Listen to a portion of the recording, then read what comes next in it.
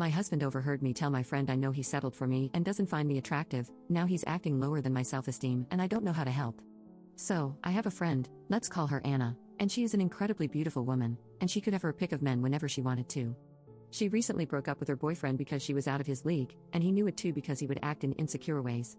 Anna said that she didn't want to settle for someone less than the best, and she asked me why anyone would settle and brought up my marriage as a positive example of love. For context, my husband Alan and I are happily married high school sweethearts. He was heavily bullied in middle and high school, and when I moved into his hometown in sophomore year, I stood up for him. By the end of senior year, he had people he could call friends, and he asked me to prom. 10 years later, we are still happily married. However, I know that my husband doesn't find me attractive. I'm naturally taller and more muscular than the average woman, and it's a huge insecurity of mine. A year after we married, my husband drunkenly confessed that he didn't find me attractive. He prefers petite women with delicate facial features. But he was grateful for what I did and felt obliged to thank me, which is why he asked me out to prom, why we dated throughout college, and why he proposed.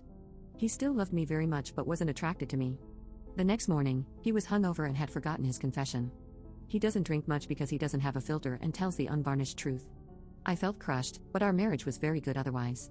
I never told him what he said that night. I don't think most men are attracted to the way I look anyway, and he was still a great husband to me. So being settled for isn't the worst thing in the world, and we're both happy. I explained all of this to Anna, and she was grateful for the advice. That night, Alan started crying. He was crying silently, but I woke up. I hugged him and asked what was wrong, and he admitted he overheard our conversation. I didn't expect him to overhear since I was in the basement, but he heard his name and decided to listen in. I apologized for hurting his feelings, but it just made him sob harder. I don't know what I did wrong or if I did anything wrong. Update 1. Hello, I'm back with a short update. I received a lot of messages on my post last week, and it was a bit overwhelming. I want to say I am a people pleaser not just for my husband, but also for my friends and family. I want them to be happy. I love my husband and want the best for him. We had sessions of couples therapy, and he now has a personal therapist. It was surprisingly easy to find someone who suited us, but I did pay a lot of money for our sessions, and they left me feeling baffled.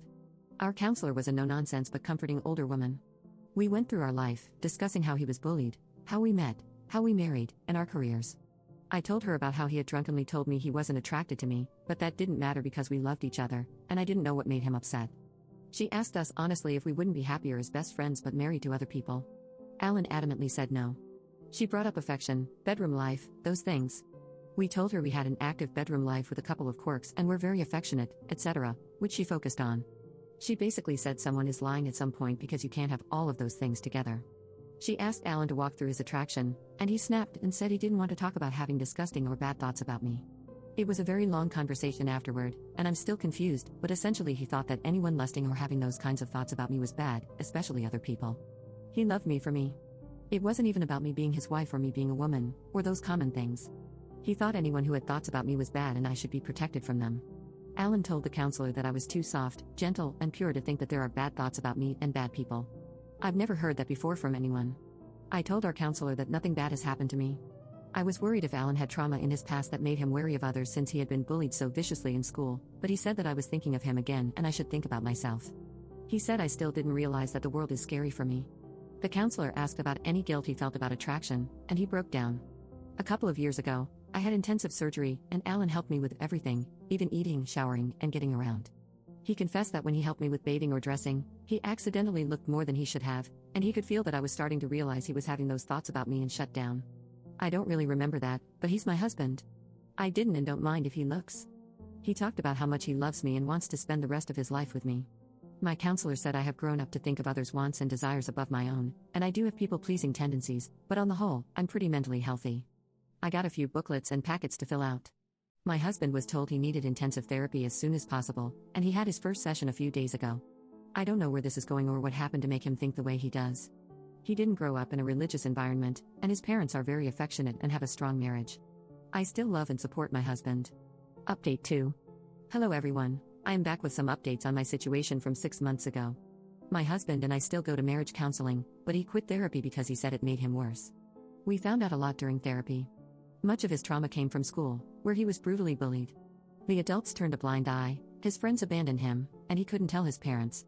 So he felt alone until I arrived. I was well liked, and because I protected him, the bullies stopped, and people were nice to him again. He loved me and saw me as his savior. The problem was his mental state wasn't good. I think my husband was in the process of being diagnosed, but he has intrusive thoughts. I've always been taller and more muscular than other kids and treated as older. I'm still obviously female, just one that's naturally taller and stouter. With beauty standards emphasizing small and thin, I always felt weird about my body, but that doesn't stop creepy men, and it didn't stop teenage boys. His bullies made comments about me that are degrading but not atypical for cruel teenage boys. Some of what they said matched his thoughts because they were normal thoughts, intrusive thoughts, or just fantasies. He had a lot of fantasies and a lot of intrusive thoughts about me. It confirmed to him that people have bad thoughts about me, and he is just as bad, but the difference was he could control it, so he made a decision not to be attracted to me. He said the more he got to know me, the more pure and precious I seemed, and the less he could let the rot in. He had to keep me safe because the world would destroy me. The comments he made when he was drunk were ones of deep denial, trying to reassure me that he didn't have disgusting thoughts about me.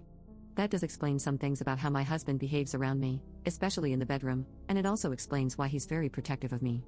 He's always been an adoring husband, which is at odds with someone who is not attracted to me.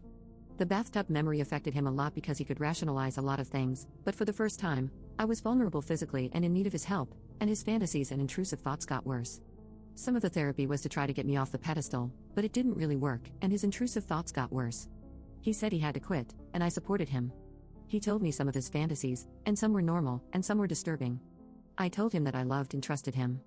Our marriage is strong, and I will stay by his side and help him.